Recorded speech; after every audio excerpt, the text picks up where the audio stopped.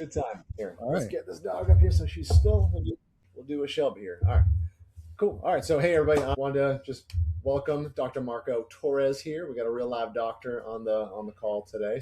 We're gonna jump in, have some fun, but obviously, Marco, I'd like for you to just take a minute, explain to people who you are and what you do, and if you can explain why you do it, that'd be fun too. So I'll let you kind of take the floor and go from here, man. Yeah, man. So I'm Marco. I'm the president, CEO, and founder of MedTech International. We're an e-commerce brand that sells all kinds of emergency medical equipment, first aid kits, supplies, backpacks, IFACs, etc. Been around for a few years now. Started off as a simple, training company doing like stop the bleed and that kind of stuff. And essentially it's spiraled out into this monster that it is now, focusing more on the sales side. I'm trying to transition back into education, with some online content that I'm working on, and we'll see how that goes later on this year. So that's essentially what I'm about, man. Don't forget you're an author. And I'm an author, right? I'm working on several books. I've got a couple already on Amazon. One of them on basic health for first responders. Lifestyle enhancements, peptides, workouts, diet, stuff like that. And the other ones are all in the first aid space, but each one geared toward a specific audience, right? So I've taken the very simple concepts that we all know, the ABCs, the March E, the March ER, whatever, and written them for a specific audience, like for a range safety officer, for a church security team, right? For the average Joe, the average civilian. I've written a book for schools, right? For school medical response. So I'm trying to take these concepts and simplify them and just write them appropriate for each audience using the language, the terms, the settings, the scenarios that are appropriate for who it is that I'm trying to reach. So hopefully those will be finished soon. The range safety officer one is done, and we'll get them out to we'll get them out to Amazon. I'm working on one called the first 5 minutes, which is exactly what the title sounds, right? What should you be doing during the first 5 minutes of an emergency? And this is for the average person with very little equipment on them, minimal training, but just some orientation, right? What are you going to do in those first 5 minutes if you find yourself in trouble out there on the street, in a convention center, in a hotel, in a movie theater, on the street, whatever. And there's a series of videos that I'm filming that are, accompanying that. And that one is definitely, fun for the whole family. That's for sure. Cool, man. Yeah, I know know a little bit about you, but it's really good to see that you have so much going on. And when all those little bits and pieces, I say little, but I know it's a lot of work. When all those come out, there's going to be basically something for everyone, and that's going to be something. Exactly.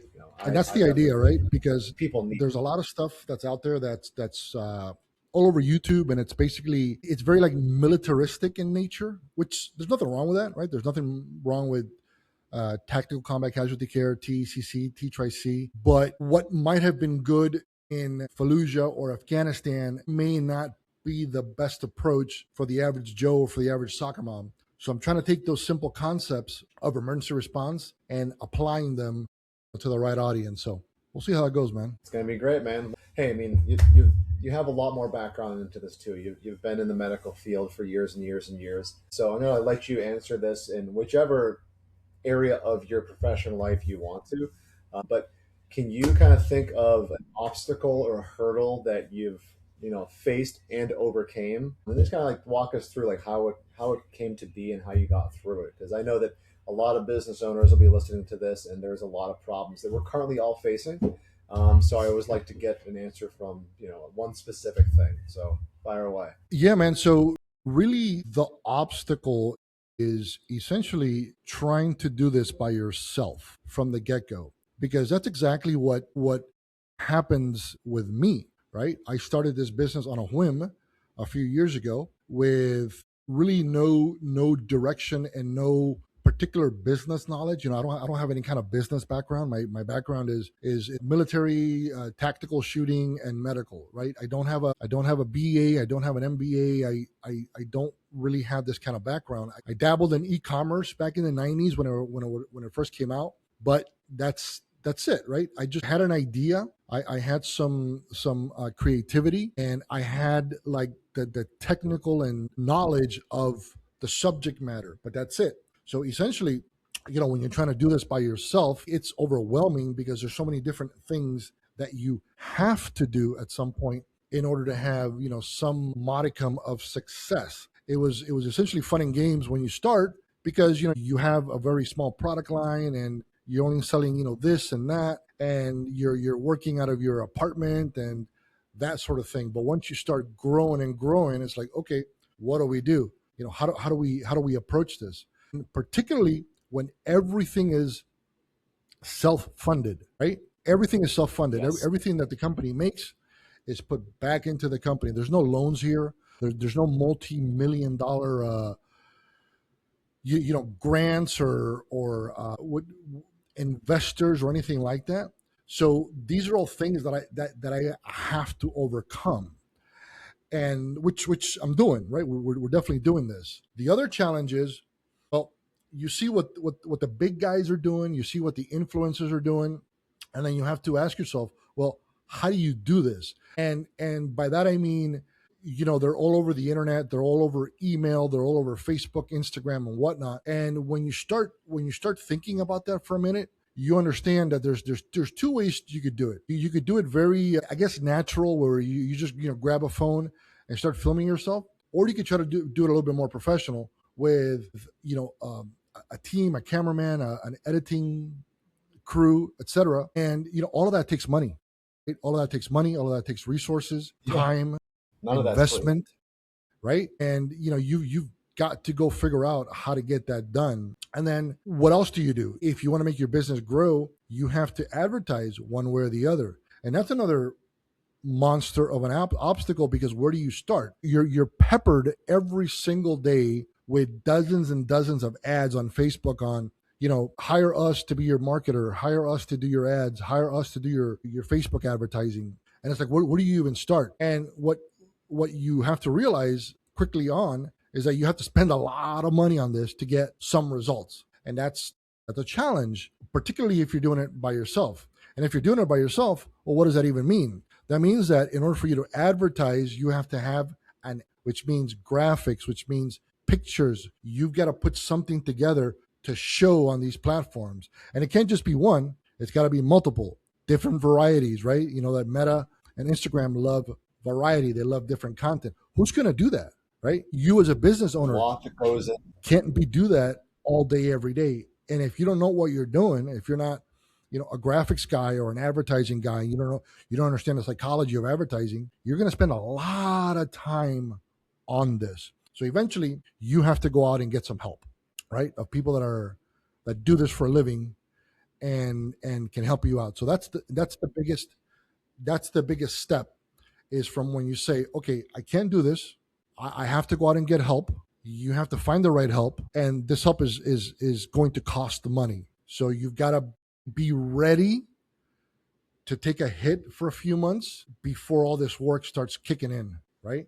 And that's not easy to do, man. Yeah, Not of course. easy. Yeah, and I think that a lot of business owners come to this, we'll call it what it is. It's a financial inflection point, where, like, how far are you able to drive this yourself with just grit and caffeine, until you realize that I need to do what you just said, and I need to say, hey, well, I can't be an expert at this specific thing. Let's put the expert in that seat, pay them for whatever time frame you think you can get through to break through to the other side. And a lot of business owners that I get to talk to, they kind of have been at that point for a long time. Where in your journey did you get into that mindset where you were like, hey, like, I know I don't want to do this, or I don't have the time to do this. I need to bring someone on board. Like, I mean, every business is going to have a different time frame, but where was yours? Well, it started, I guess, at the beginning to some degree when you and I started working together, right, about a year or so ago. That was when I said, okay, I can't do this part by myself. And then, Sure. so email marketing was the first step. Now, for the other part, I would probably say that it was about 6 months ago, where I came to the conclusion that if I'm going to do what I need to get done, I have to get some outside help. So that meant that meant graphic work, people that actually edit the books for me and put the pictures on it and the formatting and whatnot. I can't do that. Hundreds of pages worth. Right. And I have a video editor now, for the little reels that I've been doing, and they're going to be the video editor for the medium form episodes that I'll be putting out soon. And I have a doer now. I have a person that, their title is a doer. And what do? They do everything. Like, this girl does, all my social media posts, all my social media, scheduling, any kind of graphics that I need for ads. We've got something coming out on LinkedIn, next week, and she did all the artwork for it. And Cool. she could do whatever. She could do blog posts, she could do website work, she could do just all kinds of just anything that we put her to. I've really been Yeah. focused on getting her to do the social media stuff, because I gave her 90 days worth of content that she knocked out in a couple of weeks. So everything is posted, for the next 2 months, everything is done. And she's been working That's on huge. like the different advertising campaigns and all these lead magnets you and I keep talking about, right? All these checklists and things Yeah. like that. I give her the raw material. I give her like the information, but she makes it look pretty on a PDF. All together. And man, she's got like Good. 25 that she's working on, right? I can't do that. So she's So very busy. I mean, and that frees you up to do, higher level, more important things to move the business forward. yeah, because there's so much you could do. There's only so much you could do, like on organically. You can advertise all you want. You can SEO all you want, but you're only going to get like a certain amount of visitors. You could then spend $1,000 a day on Facebook advertising and still get okay results. So what else do you have to do? Is, well, you have to do what other people are doing, and it's offer some kind of value to your customers. You see every day. You go on Instagram and you watch a little video that says, hey, comment the word donut or whatever for my free how to make donuts guide or whatever. Yeah. And you've got to be able to offer something like that. And that sounds pretty cool. It sounds pretty easy, but it's not, because you've got to have Well, the there's so much that infrastructure goes in into place, the right? You got to have the whole back end thing with the many chat or whatever. Then you've got to have what to give away, your booklet, your PDF, that's got to be done.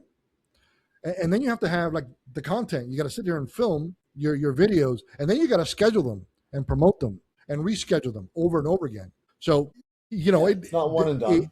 it's not one and done, man. It's not one and done. And if it is, you're going to pay a lot of money to somebody for it, right? So Obviously, I know we all see everything on social media where people are doing those comment below posts, and from the front they look really simple, right? It's an image with a piece of text, and then there's something on the back end.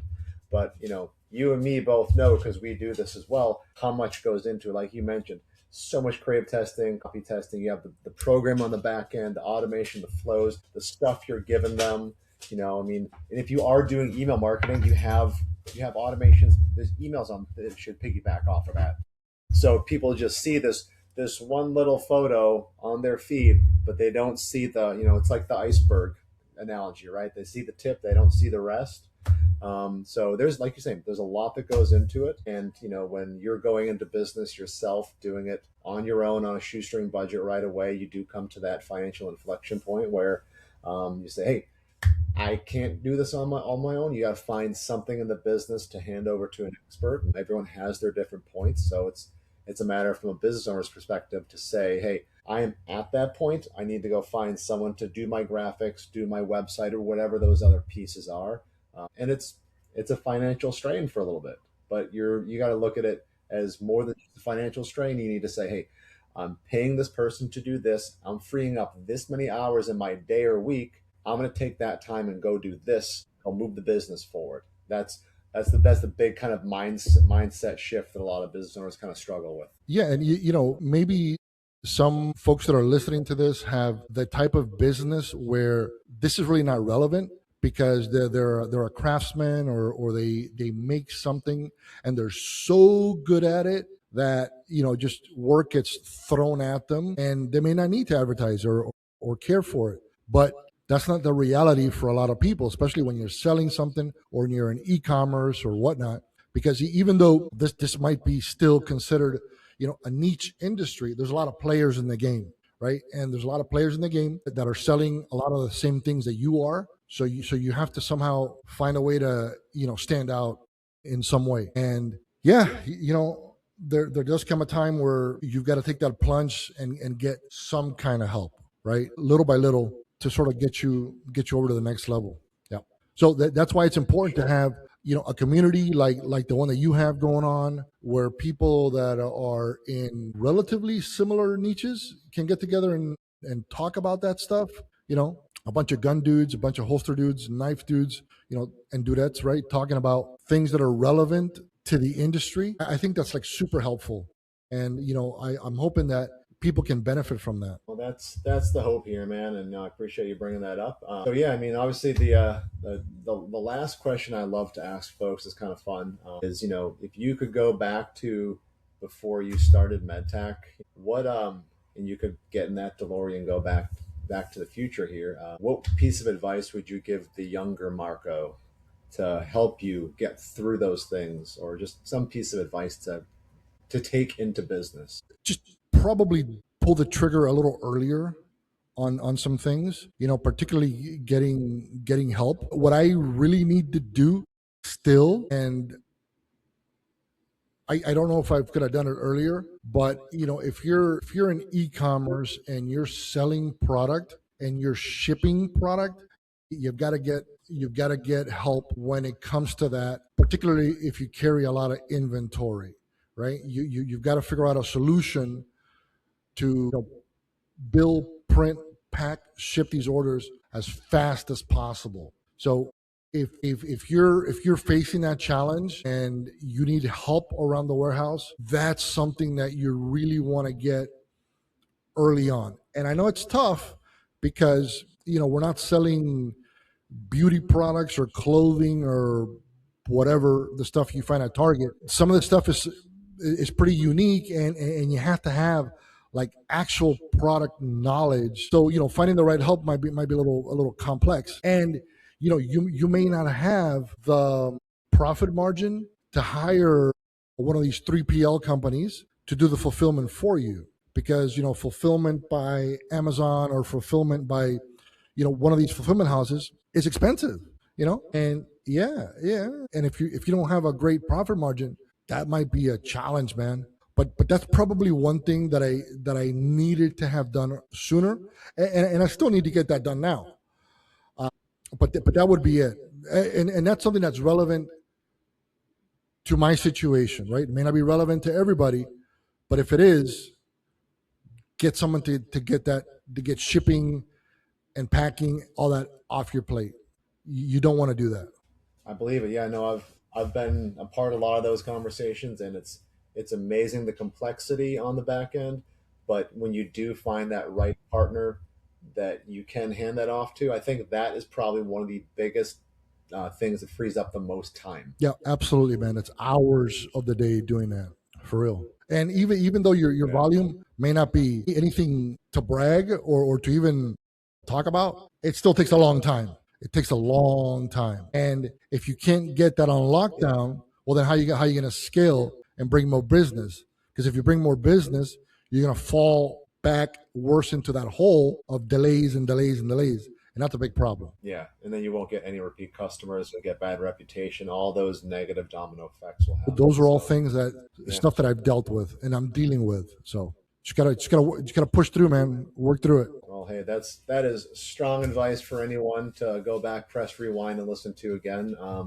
But Marco, I know we had some technical errors getting this going, and I'm glad we pushed through and got it. That's it. I really appreciate your time, everything here, and So magical yeah, man, editing will take care of that, man. I'm excited for everyone to listen to this. You got it, man. We got this. Plus, Best of luck to everybody. we'll take care of it, and we'll send everyone. Sounds good. All right, Marco. Well, hey, thank you very much.